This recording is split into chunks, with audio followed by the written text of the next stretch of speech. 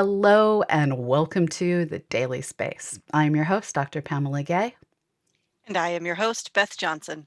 and we are here to put science in your brain. A little less than 5 years ago, on February 11th, 2016, scientists were able to announce the first ever detection of gravitational waves being emitted during the merger of distant black holes. Gravitational waves are literal waves in space and time that stretch and contract the fabric of our universe as they sweep across space. We actually detect them through these stretches as they distort our world and massive laser systems at the LIGO and Virgo facilities in the United States and the European Union. The first detection has been followed by many more, with the total published number hitting 50 in October 2020. From merging neutron stars that produce gold to merging massive black holes that hint at the origins of supermassive black holes in the hearts of galaxies, the diversity of these systems has been impressive, but hard to capture in any one picture, graph, or description.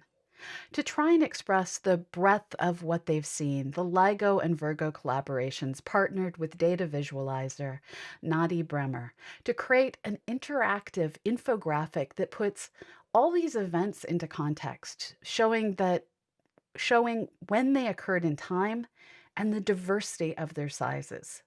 Not only can you look at the information, you can also listen. Key mergers have been translated into sound files so that you can hear the gravitational waves translated.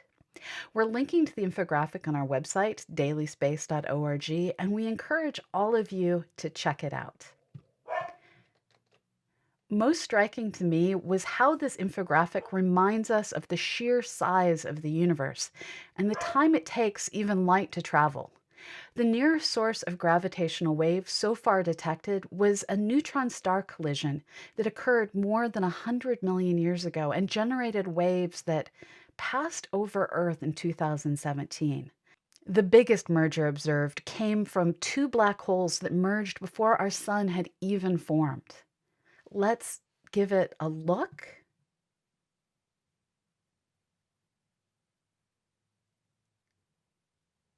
And let's give it a listen.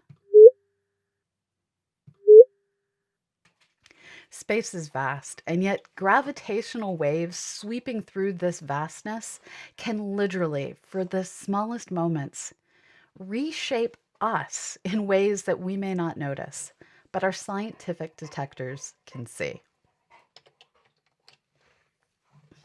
Sorry, awkward transition is awkward.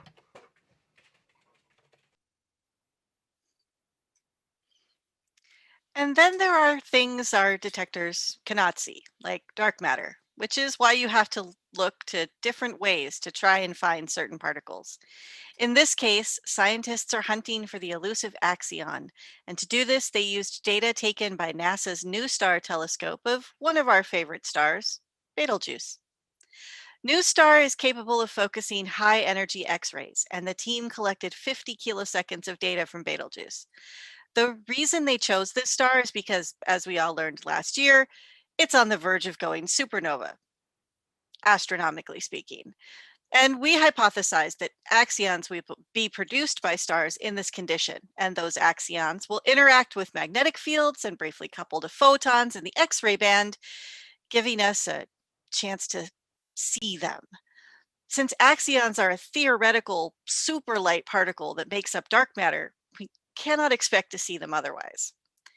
This new paper was published in Physical Review Letters, and co-author Kirsten Perez explains further. Betelgeuse is at a temperature and life stage where you don't expect to see X-rays coming out of it through standard stellar astrophysics. But if axions do exist and are coming out, we might see an X-ray signature.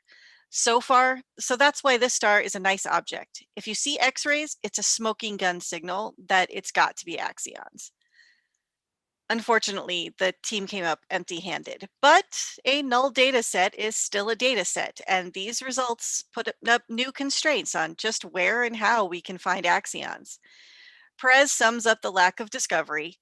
What our results say is, if you want to look for these really light particles, which we looked for, they're not going to talk very much to photons, We're basically making everyone's lives harder because we're saying you're going to have to think of something else that would give you an axion signal.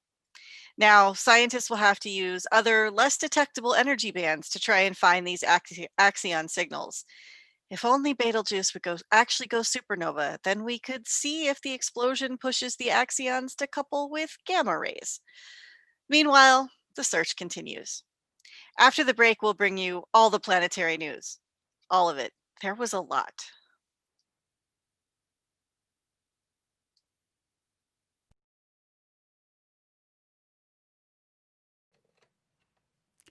As we mentioned yesterday, there is a small fleet of spacecraft currently nearing Mars as they get ready to land in February. Mars and Earth line up to create ideal launch windows every few years, and I still clearly remember when the Mars exploration rovers Spirit and Opportunity landed a few weeks apart in the winter of 2004. I was living in Boston at the time, and the weather was warmer on Mars than it was outside my windows. And I felt a little jealous of those two robots sitting in the sun under an alien sky. The thing is, while those days near the Martian equator were warmer than a Boston winter, Mars is generally not some place that can support life easily. The atmosphere is far too thin to breathe, radiation rains on the surface, and temperatures can drop to minus 100 degrees Fahrenheit. While we can dream of visiting Mars, life there would be terribly hard. At least it would be hard today. In the past, Mars had a significantly thicker atmosphere, and with it came warmer temperatures, less radiation, and even weather capable of generating rivers and lakes. Mars Curiosity rover, a mobile robotic laboratory, has been exploring the site of one of those former lakes since it landed in 2012. A new paper published in JGR Planets with lead author Michael Thrope describes mudstones and sedimentary rocks that were studied by Curiosity. These minerals were compared to similar stones and rocks on Earth as researchers sought conditions here capable of weathering the landscape the same way Mars once weathered its landscape. According to study co-author Kirsten Seebach, the range of climates on Earth allowed us to calibrate our thermometer for measuring the temperature on ancient Mars. They found that ancient Mars, or at least the part of ancient Mars at the bottom of modern-day Gale Crater, was geologically similar to modern Iceland down to the compositions as they looked at how weather was able to alter the chemistry of the rocks. Seebach goes on to explain, as water flows through rocks to erode and weather them, it dissolves the most soluble chemical components of the minerals that form the rocks. On Mars, we saw that only a small fraction of the elements that dissolve the fastest had been lost from the mud relative to volcanic rocks. Even though the mud has the smallest grain size and is usually the most weathered. This really limits the average annual temperature on Mars when the lake was present, because if it were warmer, then more of those elements would have been flushed away. While it is unfeasible to imagine terraforming Mars to return back to that Iceland-like climate, it is still tantalizing to imagine that for ever so short a geologic time, Mars was capable of supporting life, just like Iceland. And I can't wait until we're landing fossil hunting robots on this nearby world. How about sending a robotic submarine to Titan? That's what astronomers at Cornell University would like to do, as they recently published a paper in the JGR Planets that details their findings on Titan's largest sea, Kraken Mare. Titan is Saturn's largest moon, and it has an atmosphere and liquid lakes. Now, those lakes aren't full of water, they're full of methane. And Kraken Mare has been found to be 1,000 feet deep at its center, which is a great depth for a robotic submarine. The team at Cornell used data from flybys of Cassini to determine both the depth and the composition of Kraken Mare. For some reason, it was the only sea on Titan that had not been measured, and it contains nearly 80% of the moon's surface liquids. Amazingly, the Cassini data used was taken during a flyby that was observing Titan for a different sea, Ligeia Mare, where images captured a disappearing and reappearing magic island. The radar altimeter took depth soundings of both Kraken Mare and Moray Sinus, which is an estuary at the northern end of the sea. Moray Sinus is only 280 feet deep, too shallow for the radar to acquire data useful in determining the composition of the liquid. However, Kraken Mare's depth of 1,000 feet helped the researchers determine that its composition was similar to that of Ligeia Mare. This was an unexpected result, as the expectation was that Kraken Mare, and yes, I'm going to say it over and over as it's an awesome name, would be more ethane rich. But no, it's dominated by methane still. And as we talked about in a story last year, the continued existence of liquid methane on Titan is a bit of a puzzle. Methane in the atmosphere is converted by Titan's solar light into ethane and should be depleted in the lakes and seas. So let's start planning for that robotic submarine and go solve this mystery. Speaking of mysteries, we're going to solve an Earth based one after the break. Stay tuned.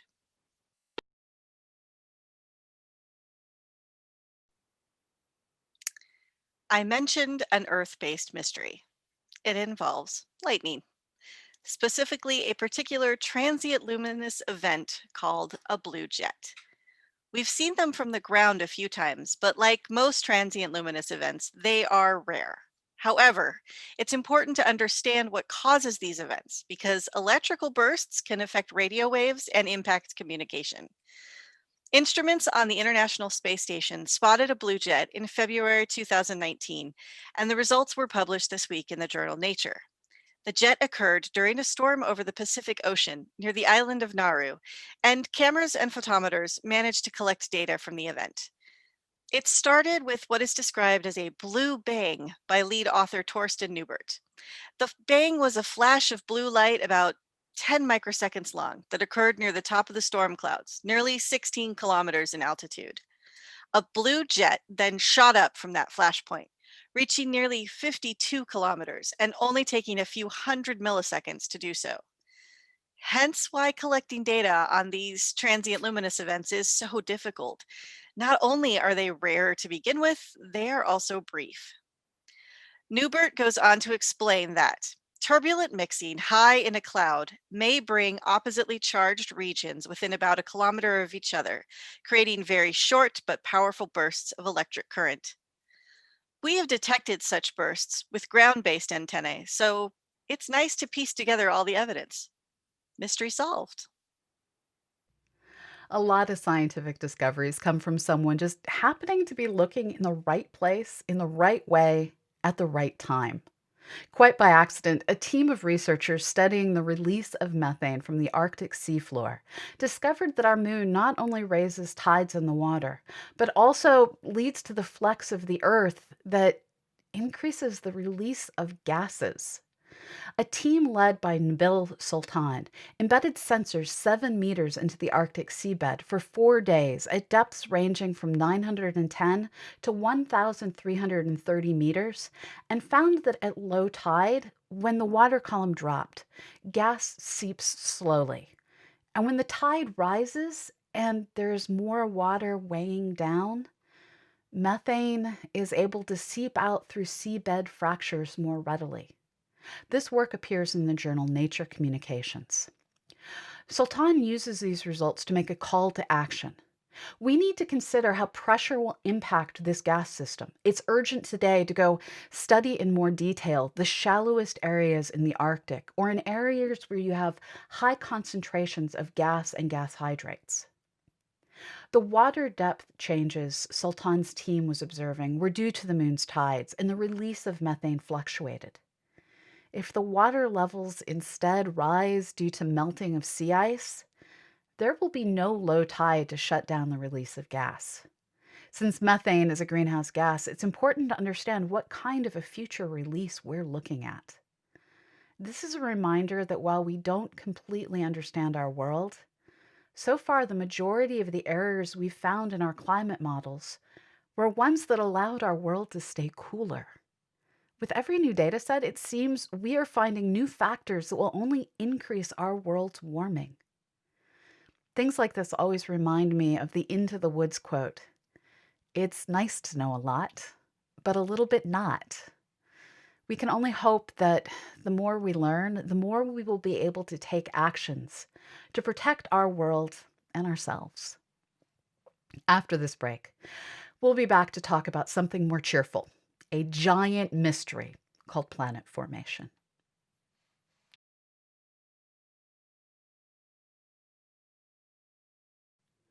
Something that comes up a lot around here, and will in fact come up in the next story, is the problem of planet formation.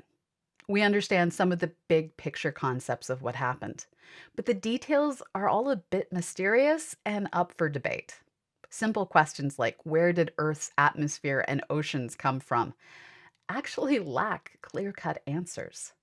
Sometimes the best we can do is look very closely at what we have here and then compare our world's elements with the composition of meteorites that we know came from other places in our solar system.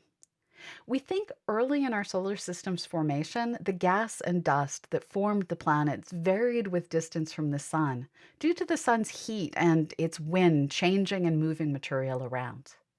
While nitrogen was scattered throughout the young solar system, the isotopes of nitrogen varied from place to place, and these differences can be measured by looking at nitrogen trapped inside meteorites. In a new study appearing in Nature Astronomy and led by Damvari Grewal, researchers look at the isotopic signature of nitrogen in a variety of iron meteorites and find indications that our world has nitrogen that originated from both beyond Jupiter and from the inner parts of our solar system. Nitrogen and other elements that exist as gases and at moderate temperatures, like we have here on Earth, are also called volatiles because of how they expand from ice to gas, as is seen so beautifully in comets.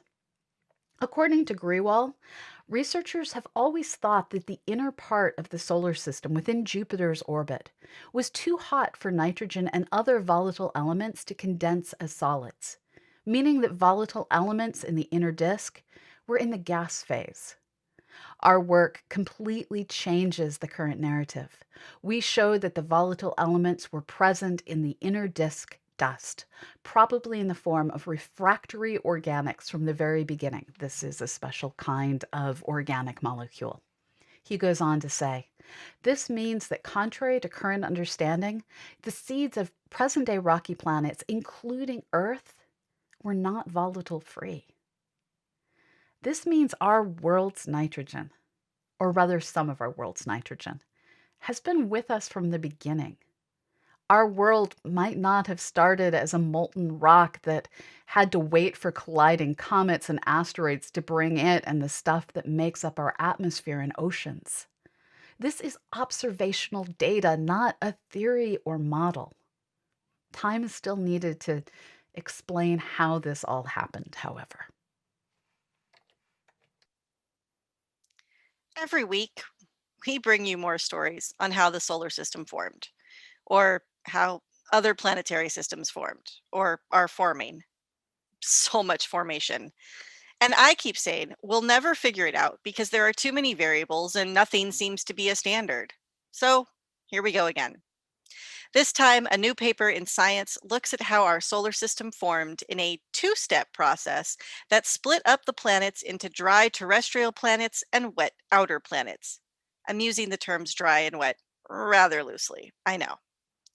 Lead author Tim Tichtenberg explains.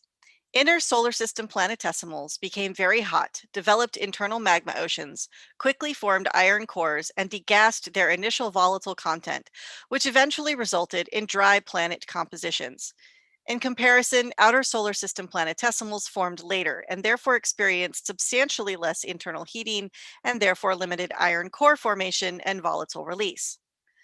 Essentially, we had two distinct formation episodes in our solar system.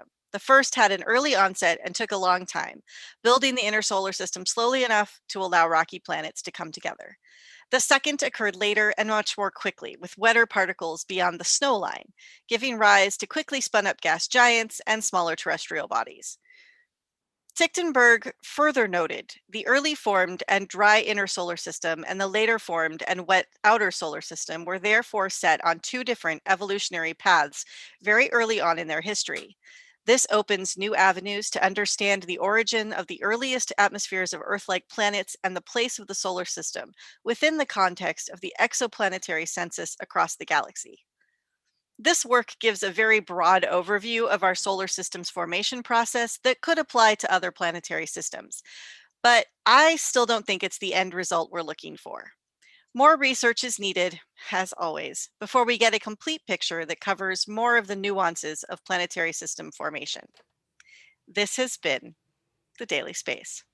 You can get a complete transcript, show notes, and see images related to each of our stories at our website, dailyspace.org.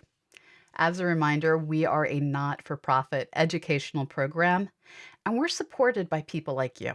If you want to become a patron of our show, join us at patreon.com/CosmoQuestX. We'll be back on Tuesday with whatever science the universe brings. See you then. Bye bye, everyone.